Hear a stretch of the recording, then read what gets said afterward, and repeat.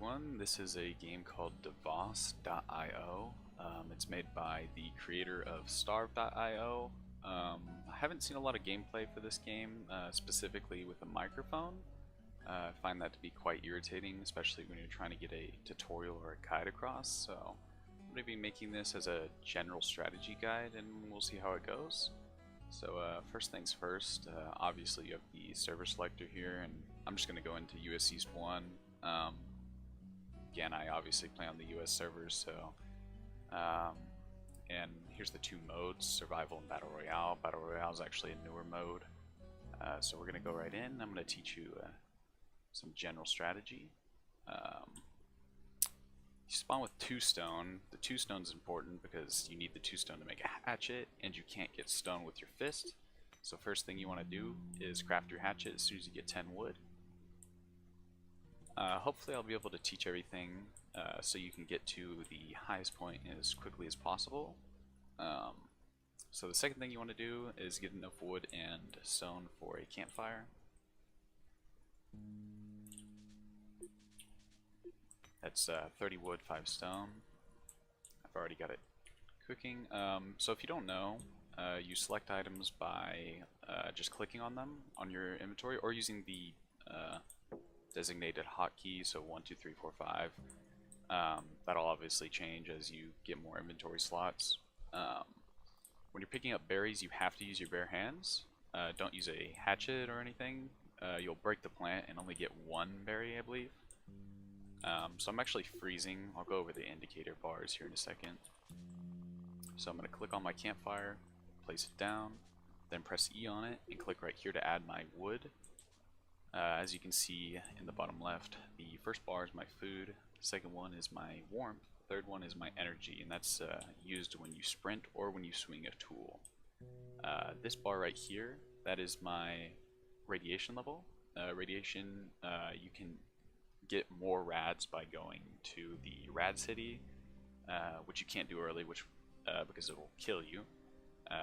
Some ghouls actually carry radiation and can give you rads, and the second bar to the right of the radiation is the clock.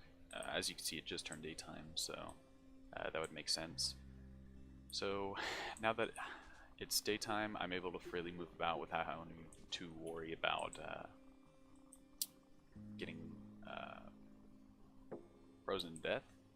So the next thing, there's actually quite a few items in this game that aren't worth building towards. What we're going to be building towards is the metal tools. So here I am. What I'm going to be doing is working towards a research bench, and this is where you actually craft the metal tools. M is how you pull up the map. It's a quick hotkey. You can also click in the top left if you'd like to access the map that way. So what I'm going to be doing here is looking for a particular building. All the maps spawn with a certain amount of buildings. The building models are all roughly the same, just placed in a different place. So I'm going to be breaking this television right here.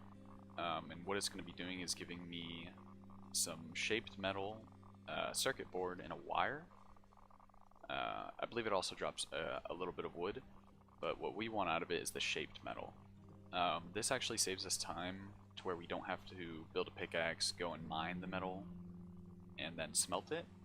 So it's just a little bit of a shortcut, but you start doing a lot of shortcuts like this and you'll save yourself an hour before you get to the end game content. Especially in a game like this where you restart after every login or log out. It can get quite irritating to finally reach the end game content and then boom, you've got to go. You're going to leave everything because you don't save any progress, besides a little bit of levels when you log back in. Alright, so here we have the junk. That was another item I forgot to mention in drops, is junk, which is used for making alloy, which is a late game material. So I got 4 shaped metal, that's quite good. To put that in perspective, the metal pickaxe only requires 6. We're going to need another TV for the research bench, but we'll keep walking about, see if we can find another building. This game's actually changed quite a bit. Before, you would never have to build a house later, or you would never have to for sure build a home, but now that the ghoul update is introduced, they're quite dangerous. They'll attack you. The first 18 minutes you are not attacked by ghouls, but after that you'll be attacked by the base level ghoul. He's quite weak actually. Once you have metal tools you can fight him, which is another perk of trying to rush the metal tools. So I'm not harvesting the meat from these animals simply because I don't need to. Another reason why is it'll waste my time. I'll have to then put a fire down and cook it. That's just not what we're going for here.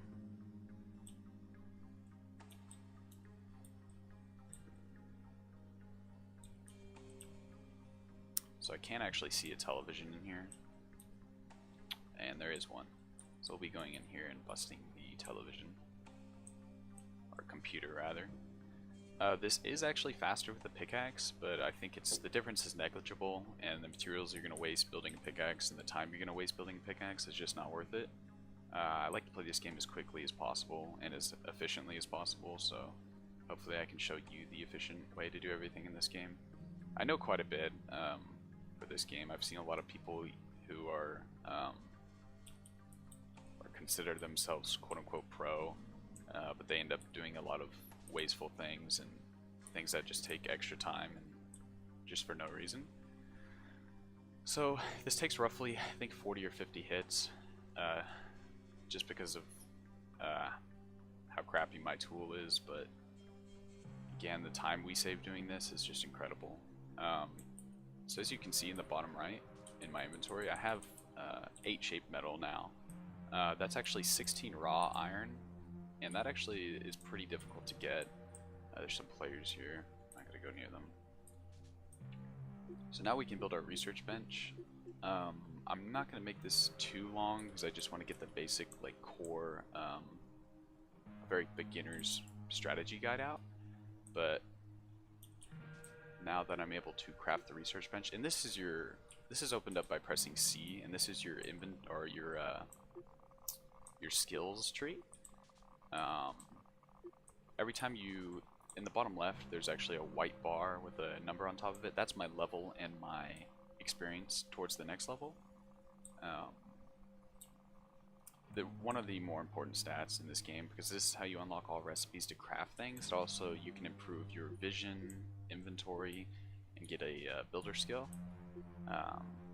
So what I'll be demonstrating here is I'm just gonna research the research bench really quickly and show you guys how to get that done. So I need to be level 6 or higher. A really good way to get fast levels is killing ghouls. I don't know if I'll make another video or something on that. I'll probably be making a lot of videos on just more specific things, such as like best way to level up, best way to get gear quickly, best way to kill other players, because there's a lot of interesting tricks for that, and hopefully there's a want for that. So the only reason I'll be hitting this is actually for the experience.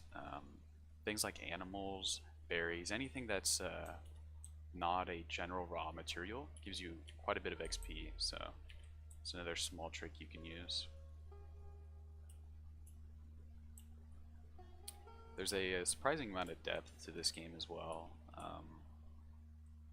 Another quick trick right here is that I'm actually using the hatchet to hit 2 nodes of material, and this is only possible because the hatchet can actually harvest both stone and wood.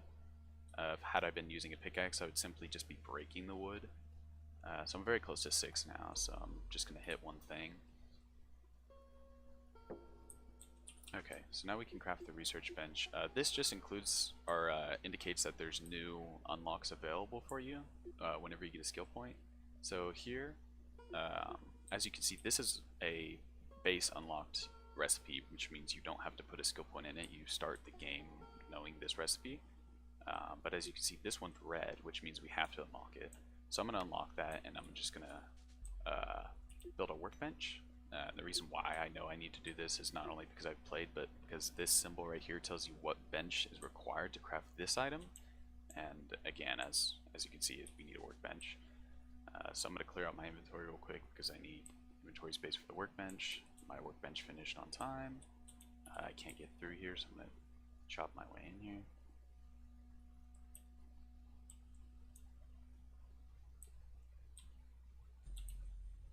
So I'm going to place down my workbench, and now you can see that I can craft the research bench. So again, this is just a really quick general strategy guide. I'll probably make another video just going over every item in the game. As you can see, they're all visible right here, besides the ones looted from the Christmas event. So I'll go through every item and I'll kind of give you a ranking on, you know, are they worth making? Is the difficulty in making them just too out of reach for them to be worth it? Is this better for a solo player? Is this better for a group? Again, there's a lot of depth to this game. So after you get the research bench, that's when you're able to make the metal tools, and the metal tools really just change the game, it's a good step in the right direction. It increases your harvesting by twice as much, which is huge. Another skill that you're going to want to get early is inventory. This is my personal opinion, but I would never research into vision early on. It's a waste of a skill point early if you don't intend to be fighting other players or running away from them, etc.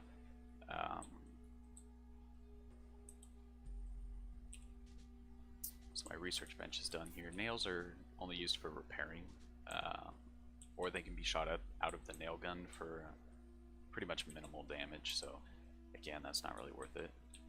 I'm actually freezing to death here, so get my campfire running. Again, I don't want to make this too long, but I'd like to pack as much information in as quickly. This has actually been a slower run. You can get this done a lot faster, but I had joined at nighttime. I'm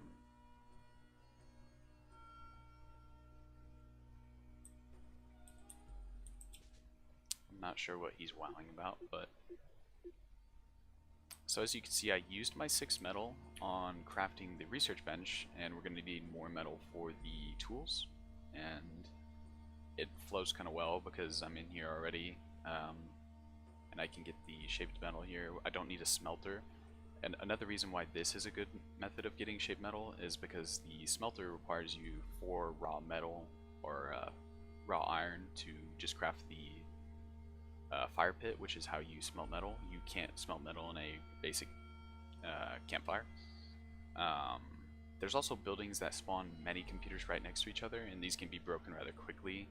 So this isn't the quickest method, but again, this is just a general strategy video, so I just want to get the point across.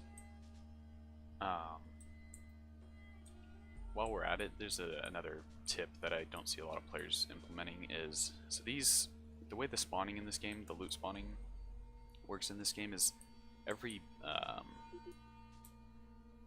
shelf in here, every fridge, everything in here has a timer, and this is set by the host, but because we're playing on an official server, it's just with the official methods. So when I take all these items out and I just throw them onto the ground, I'm actually resetting, or I'm allowing when the specific piece of furniture's timer resets, then it'll say, hey, we can spawn let's say more energy cells in here because there's no there's empty slots and it's not full. I'll see a lot of players just, if they don't need the loot, they'll just leave it there, but you should always be picking it up and at least throwing it back down so you yourself can have the potential to get the item, or the respawned item.